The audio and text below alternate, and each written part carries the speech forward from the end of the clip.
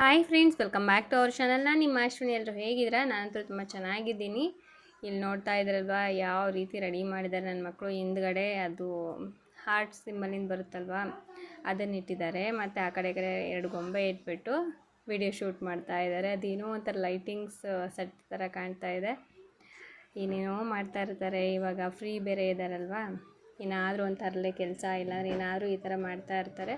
ಆದರೂ ಸ್ವಲ್ಪ ಭಯ, ಯಾಕಂದರೆ ಅದು ಗಾಜಿನ ಬೇರೆ, ಎಲ್ಲಿ ಬೀಳಿಸ್ಬಿಡ್ತಾರೋ ಅನ್ನೋ ಒಂದು ಭಯ ಇದೆ. ಪಾಪ ಅದೊಂದೇ ಒಂದು ಮೀನಿರೋದು, ಮತ್ತೇನಾದರೂ ಆಗಿಬಿಟ್ರೆ ಅನ್ನೋದೊಂದು ಭಯ. ಆದರೆ ಅದನ್ನು ಅಷ್ಟೇ ಕೇರ್ಫುಲ್ಲಾಗಿ ನೋಡ್ಕೋತಾರೆ. ಬೆಳಗ್ಗೆ ಎದ್ದ ತಕ್ಷಣವೇ ಅವರು ಫಸ್ಟು ಮಾಡೋ ಕೆಲಸ ಏನಂದರೆ ಫಿಶ್ಶಿಗೆ ಫುಡ್ ಹಾಕೋದು. ಇಬ್ಬರಲ್ಲಿ ಯಾರಾದರೂ ಒಬ್ರು ಎದ್ಬಿಟ್ಟು ಅಮ್ಮ ಫಿಶ್ಶಿಗೆ ಫುಡ್ ಹಾಕ್ದಾ ಅಂತ ಕೇಳ್ತಾರೆ. ಇಲ್ಲ ಅಂತಂದರೆ ಫಸ್ಟು ಬಂದುಬಿಟ್ಟು ಫಿಶ್ಶಿಗೆ ಫುಡ್ ಹಾಕಿ ನೆಕ್ಸ್ಟ್ ಬ್ರಷ್ ಮಾಡೋದು, ಮುಖ ತೊಳ್ಕೊಳೋದು, ಈ ಥರ ಕೆಲಸ ಹೋದರು. ಫಿಶ್ ಅಂದರೆ ಅವ್ರಿಗೆ ತುಂಬ ಇಷ್ಟ. ಅವ್ರಿಗೇನೋ ಅದು ಒಂಥರ ಫ್ರೆಂಡ್ ಥರ ಆಗಿಬಿಟ್ಟಿದೆ. ನೋಡ್ತಾ ಇದ್ದೀರಲ್ವ, ಫ್ರೆಂಡ್ ಥರ ಅದು ಟ್ರೀಟ್ ಮಾಡ್ತಾರೆ. ಮತ್ತು ಏನಾದರೂ ತಿನ್ಬೇಕಾದ್ರೆ ರೈಸ್ ಏನಾದರೂ ಇತ್ತು ಅಂದರೆ ಅದನ್ನು ಕೂಡ ಹಾಕ್ಬಿಡ್ತಾರೆ ಅವರು, ಆ ಥರ. ಮತ್ತು ಇಲ್ಲಿ ನನ್ನ ಮಗಳು ಹಾಗೆ ಆಟಾಡ್ತಾ ಇದ್ದಾಳೆ, ಕೈಯಲ್ಲಿ ದುಡ್ಡು ಹಿಡ್ಕೊಂಡು. ಇವಾಗ ಅಮ್ಮ 20 ರೂಪಾಯಿ ಕೊಟ್ಟರು ಅವಳಿಗೆ, ಅದನ್ನು ಹಂಗೆ ಹಿಡ್ಕೊಂಡಿದ್ದಾಳೆ. ಇಬ್ರಿಗೂ 20 ರೂಪಾಯಿ ಕೊಟ್ಟಿದ್ದಾರೆ. ಅದನ್ನ ತೆಗ್ದಿಟ್ಕೊಳ್ರಿ ಅಂತ ಹೇಳಿ. ಅವ್ರು ತಿನ್ನಲ್ಲ ಅದನ್ನೇನು, ಅಂಗಡಿಗೆ ಹೋಗಿ ಅದನ್ನು ಯಾವುದ್ರಲ್ಲಾದ್ರೂ ತೆಗ್ದಿಟ್ಕೊಂಡು ಮತ್ತೇನಾದರೂ ಅವ್ರಿಗೆ ಬೇಕಾಗಿರುತ್ತಲ್ವ ಐಟಮ್ಸು, ಆಟ ಆಡೋದಾಗಿರ್ಬೋದು, ಇಲ್ಲಾಂದರೆ ಅವ್ರಿಗೇನಾದರೂ ಅಂದರೆ ಓದ್ಕೊಳೋದಕ್ಕೆ ಬೇಕಾಗಿರುತ್ತಲ್ವ, ಆ ಥರದ್ದನ್ನು ತೊಗೊತಾರೆ. ಅದಕ್ಕೆ ಅಮ್ಮ ಕೊಟ್ಟರು, ಅದನ್ನು ತೆಗ್ದಿಟ್ಕೊಂಡಿದ್ದಾಳೆ. ಅವನು ಇವಳು ಕೈಯಲ್ಲಿ ಹಿಡ್ಕೊಂಡು ಓಡಾಡ್ತಾ ಇದ್ದಾಳೆ. ಈ ಕಡೆ ಅಮ್ಮ ದೇವ್ರ ಸಾಮಾನನ್ನೆಲ್ಲ ತೊಳೆದು ಕ್ಲೀನ್ ಮಾಡ್ತಾ ಇದ್ದಾರೆ. ತುಂಬ ಬಿಸಿಲಿದೆ, ಹಾಗಾಗಿ ಮನೆ ಬಾಗಿಲಲ್ಲೇ ಇಟ್ಕೊಂಡು ತೊಳೆದು ಕ್ಲೀನ್ ಮಾಡ್ತಾ ಇದ್ದಾರೆ. ಅಲ್ಲಿ ಮುಂದ್ಗಡೆ ತೊಳಿಬೇಕಂದ್ರೂ ಕೂಡ ಆಗಲ್ಲ. ಇವಾಗ ಟೈಮ್ ಕರೆಕ್ಟಾಗಿ ಒಂದು 10 ಗಂಟೆಗೇ ಅಷ್ಟು ಬಿಸಿಲಿದೆ. ಏನಂದರೆ ಲಾಸ್ಟ್ ಒಂದು 7:30 8 ಗಂಟೆವರೆಗೂ ನಾವು ಮನೆ ಬಾಗಿಲಲ್ಲಿ ಕೂತ್ಕೊಂಡು ಏನಾದರೂ ಕೆಲಸ ಮಾಡ್ಕೋಬೋದು. 8 ಗಂಟೆ 8:30 ಮೇಲೆ ಆಯಿತು ಅಂದರೆ ಮುಗ್ದೋಯ್ತು ಕತೆ. ಹೊರಗಡೆ ಬರೋದಕ್ಕೂ ಕೂಡ ಆಗೋದಿಲ್ಲ, ಅಷ್ಟು ಬಿಸಿಲಿರುತ್ತೆ. ಮತ್ತು ಕೆಲಸನೂ ಕೂಡ ಮಾಡ್ಕೊಳಕ್ಕಾಗಲ್ಲ.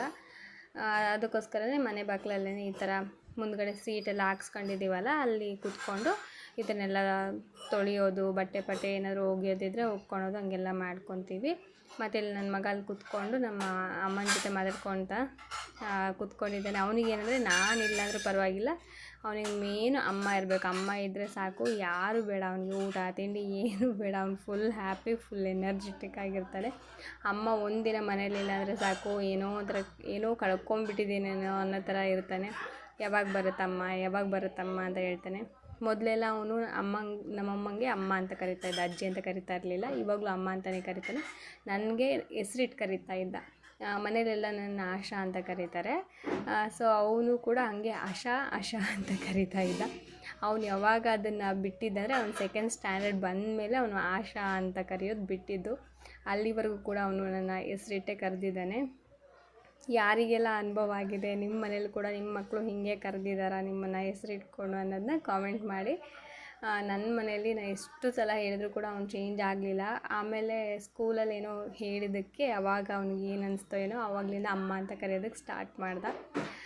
ಇವಾಗ ನೋಡಿ, ತಲೆಗೆ ಫಸ್ಟು ಮನೇಲಿ ಇದ್ದೆ ಅಂದರೆ ಇದನ್ನೇ ನಾನು ಮಾಡೋದು. ಫಸ್ಟು ಹೇರ್ನ ನೀಟಾಗಿ ಕಟ್ಕೊಂಡು ಕ್ಲಿಪ್ ಹಾಕ್ಕೊಂಡ್ಬಿಡ್ತೀನಿ. ಒಂದು ವೀಡಿಯೋ ಶೂಟ್ ಇತ್ತಲ್ವ, ಸೊ ವೀಡಿಯೋ ಶೂಟ್ ಮುಗಿಸ್ಕೊಂಡು ಆಮೇಲೆ ಈ ಥರ ಕ್ಲಿಪ್ ಹಾಕ್ಕೊಂಡು ಸ್ವಲ್ಪ ಹೊತ್ತು ರಿಲ್ಯಾಕ್ಸಾಗಿ ಕೂತ್ಕೊಂಡ್ಬಿಡೋದು. ಇಲ್ಲ ಅಂದರೆ ಮುಗ್ದೋಯ್ತು ಕತೆ ನಂದು ಈ ಶಕೆಯಲ್ಲಿ. ನನ್ನ ಮಕ್ಕಳು ಕೂಡ ಈಗ ಹೊರಗಡೆ ಕೂತ್ಕೊಂಡು ಸ್ಕೂಲಲ್ಲಿ ಹೋಮ್ವರ್ಕ್ ಕೊಟ್ಟಿದ್ರಲ್ವ, ಸಮ್ಮರ್ ಹಾಲಿಡೇಸ್ ಇದ್ದರೂ ಕೂಡ ಅವರು ಫ್ರೀಯಾಗಿರಬಾರ್ದು ಅನ್ನೋ ಕಾರಣಕ್ಕೆ, ಮತ್ತು ಸುಮ್ಮನೆ ಆ ಕಡೆ ಈ ಕಡೆ ಓಡಾಡ್ತಾರೆ ಅನ್ನೋ ಕಾರಣಕ್ಕೆ ಹೋಮ್ವರ್ಕ್ ಎಲ್ಲ ಕೊಟ್ಟಿರ್ತಾರೆ. ಮತ್ತು ಅವ್ರಿಗೆ ಗ್ಯಾಪ್ ಆಗಿಬಿಡುತ್ತಲ್ವ, ಮರ್ತೋಗ್ಬಿಡ್ತಾರೆ ಅನ್ನೋ ಒಂದು ರೀಸನ್ಗೂ ಕೂಡ ಎಲ್ಲ ಕೊಟ್ಟಿರ್ತಾರೆ ಹೋಮ್ವರ್ಕು. ಇವಾಗ ಅದನ್ನೇ ಕೂತ್ಕೊಂಡು ಹೋಮ್ವರ್ಕ್ ಮಾಡ್ಕೊಳ್ತಾ ಕೂತ್ಕೊಂಡಿದ್ದಾರೆ ಇಬ್ಬರು ಕೂಡ.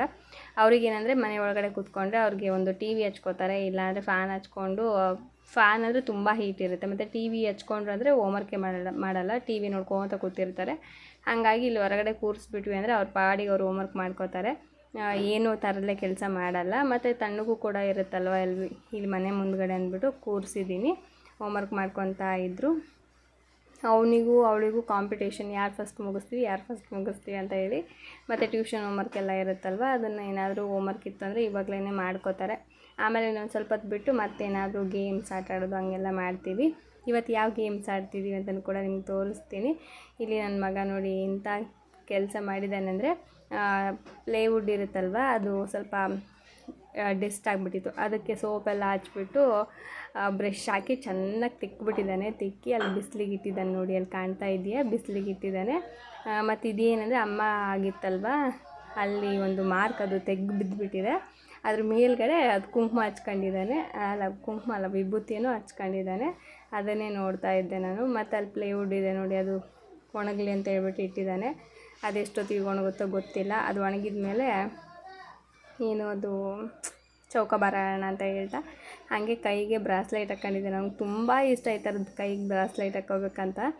ತುಂಬ ದಿನದಿಂದ ಆಸೆ ಇಟ್ಕೊಂಡಿದ್ದೆ, ಅಮ್ಮ ಕೊಡಿಸು ಕೊಡಿಸು ಕೊಡಿಸು ಅಂತ ಹೇಳಿ. ಫೈನಲಿ ಅದನ್ನು ಕೊಡಿಸ್ದೆ. ಫುಲ್ ಹ್ಯಾಪಿಯಾಗಿ ಹಾಕ್ಕೊಂಡಿದ್ದಾನೆ. ಅವನಿಗೇನಾದರೂ ಈ ಥರ ಚಿಕ್ಕ ಚಿಕ್ಕ ವಿಷಯಗಳು ಮತ್ತು ಚಿಕ್ಕ ಚಿಕ್ಕ ಒಂದು ಏನೇ ಆದರೂ ಐಟಮ್ಸ್ ಅಂದರೆ ತುಂಬ ಇಷ್ಟ. ಮತ್ತು ಅವ್ನಿಗೆ ಏನಾದರೂ ನಾವು ಕೊಡಿಸ್ತೀವಿ ಅಂತಂದರೆ ಅದನ್ನು ತಲೆಯಲ್ಲೇ ಇಟ್ಕೊಂಡ್ಬಿಟ್ಟಿರ್ತಾನೆ. ಅಮ್ಮ ಯಾವಾಗ ಕೊಡಿಸ್ತೀಯಾ, ಯಾವಾಗ ಕೊಡಿಸ್ತೀಯಾ, ಯಾವಾಗ ಕೊಡಿಸ್ತೀಯಾ.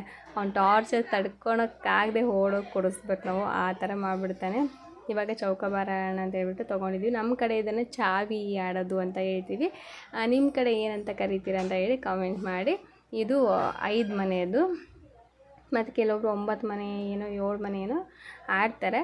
ನಾವು ಜಸ್ಟ್ 5 ಮನೇದು ಆಡ್ತಾಯಿದ್ದೀವಿ. ಇವಾಗ ಚಾವಿನ ಚೆನ್ನಾಗಿ ಅದನ್ನ ತೆಗ್ದುಬಿಟ್ಟು ರೆಡಿ ಮಾಡಿ ಇಟ್ಕೊಂಡಿದ್ದೆ. ಇಬ್ಬರು ನಾನು ನನ್ನ ಮಗ ಆಡ್ತೀವಿ, ಟೈಮ್ ಪಾಸ್ ಆಗುತ್ತೆ. ಅವ್ನಿಗೆ ಫಸ್ಟಿಗೆಲ್ಲ ಬರ್ತಾ ಇರಲಿಲ್ಲ, ಇವಾಗ ನೀಟಾಗೆಲ್ಲ ಆಡ್ತಾನೆ.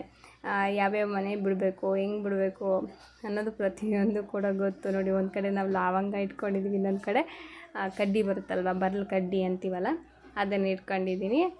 ಏನೂ ಸಿಗಲಿಲ್ಲ ಬೇರೆ, ಅದಕ್ಕೋಸ್ಕರ ಇಟ್ಕೊಂಡು ಆಟ ಆಡ್ತಾಯಿದ್ದೀವಿ ಇಬ್ಬರು ಕೂಡ ಕೂತ್ಕೊಂಡು.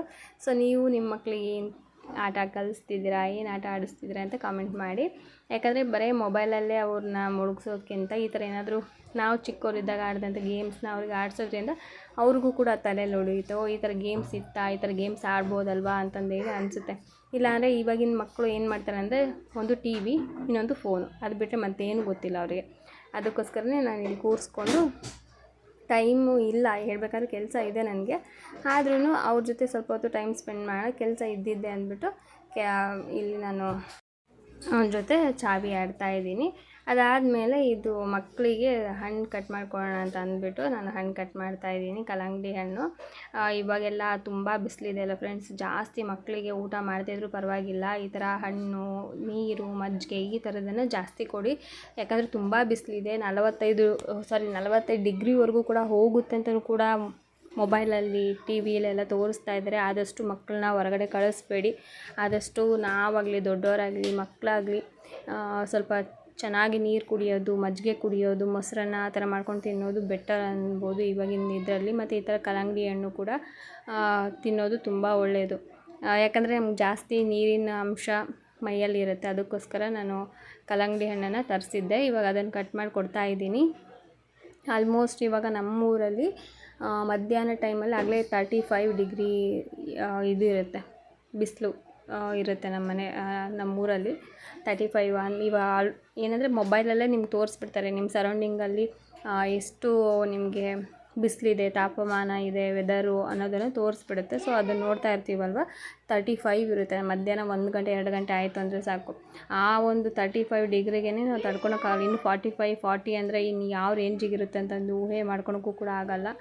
ಇವಾಗಲೇ ಇಷ್ಟಿದೆ, ನೆಕ್ಸ್ಟ್ ವೀಕ್ ಇನ್ನೂ ಜಾಸ್ತಿ ಆಗುತ್ತೆ ಅಂತಲೂ ಕೂಡ ಹೇಳ್ತಿದ್ದಾರೆ. ಅದು ಎಷ್ಟು ಮಟ್ಟಿಗೆ ನಿಜನೋ ಎಷ್ಟು ಮಟ್ಟಿಗೆ ಸುಳ್ಳೋ ಗೊತ್ತಿಲ್ಲ, ಆಮೇಲೆ ಗೊತ್ತಾಗುತ್ತೆ ಏನನ್ನೋದು. ಆದರೂ ಹೋದ ವರ್ಷ ನಾವೇನು ಬೇಸಿಗೆಗಾಲಕ್ಕಿಂತ ಈ ವರ್ಷ ಬೇಸಿಗೆಗಾಲ ತುಂಬಾ ಡಿಫ್ರೆಂಟ್ ಆಗಿದೆ ಅನ್ಬೋದು. ತುಂಬ ಹೀಟು, ತುಂಬ ಸೆಕೆ ಸ್ವಲ್ಪ ಜಾಸ್ತಿನೇ ಆಗಿದೆ. ಯಾಕಂದರೆ ನಮ್ಮ ಸುತ್ತಮುತ್ತ ಪ್ರದೇಶದಲ್ಲಿರುವಂಥ ಗಿಡ ಮರಗಳನ್ನ ಕಡ್ದು ಹಾಕ್ತಾಯಿದ್ದೀವಿ. ಇದರಿಂದ ಆಟೋಮೆಟಿಕ್ಲಿ ನಮಗೆ ಗಾಳಿ ಆಗಿರ್ಬೋದು ಎಲ್ಲ ಏರುಪೇರು ಆಗ್ತಾನೆ ಇರುತ್ತೆ ಅಲ್ವಾ. ನಾವು ಗಿಡ ಮರಗಳನ್ನ ಬೆಳೆಸ್ತೀವೋ, ಅದನ್ನು ಉಳಿಸ್ತೀವೋ ಅಷ್ಟು ನಮಗೂ ಕೂಡ ಒಳ್ಳೆಯದು, ನಮ್ಮ ಫ್ಯೂಚರಲ್ಲಿ ನಮ್ಮ ಮಕ್ಕಳಿಗೂ ಕೂಡ ಒಳ್ಳೆಯದು. ಸೊ ಹಾಗಾಗಿ ಗಿಡ ಮರಗಳನ್ನ ಬೆಳೆಸಬೇಕು. ಆದಷ್ಟು ಎಷ್ಟಾಗುತ್ತೋ ಅಷ್ಟು ಗಿಡ ಮರಗಳನ್ನ ಬೆಳೆಸೋದು ತುಂಬಾ ಒಳ್ಳೆಯದು. ಹಾಗೆ ಫ್ರೆಂಡ್ಸ್, ಹೊಸದಾಗಿ ಯಾರಾದರೂ ಚಾನಲ್ನ ನೋಡ್ತಾರೆ ಪ್ಲೀಸ್ ಸಬ್ಸ್ಕ್ರೈಬ್ ಮಾಡ್ಕೊಂಡು ನೋಡಿ. ನಿಮಗೆ ವಿಡಿಯೋ ಇಷ್ಟ ಆದರೆ ಒಂದು ಲೈಕ್ ಮಾಡಿ, ಶೇರ್ ಮಾಡಿ, ಕಾಮೆಂಟ್ ಮಾಡಿ. ಡೈಲಿ ವೀಡಿಯೋಸ್ನ ಹಾಕ್ತೀನಿ ಇನ್ಮೇಲೆ. ಇತ್ತೀಚೆಗೆ ಜಾಸ್ತಿ ಗ್ಯಾಪ್ ಎಲ್ಲ ಆಗೋಯಿತು, ಆದರೆ ಇನ್ಮೇಲೆ ಗ್ಯಾಪ್ ಎಲ್ಲೂ ಕೂಡ ಇರೋದಿಲ್ಲ. ಡೈಲಿ ವೀಡಿಯೋಸ್ ಹಾಕ್ತಾ ಹೋಗ್ತೀನಿ.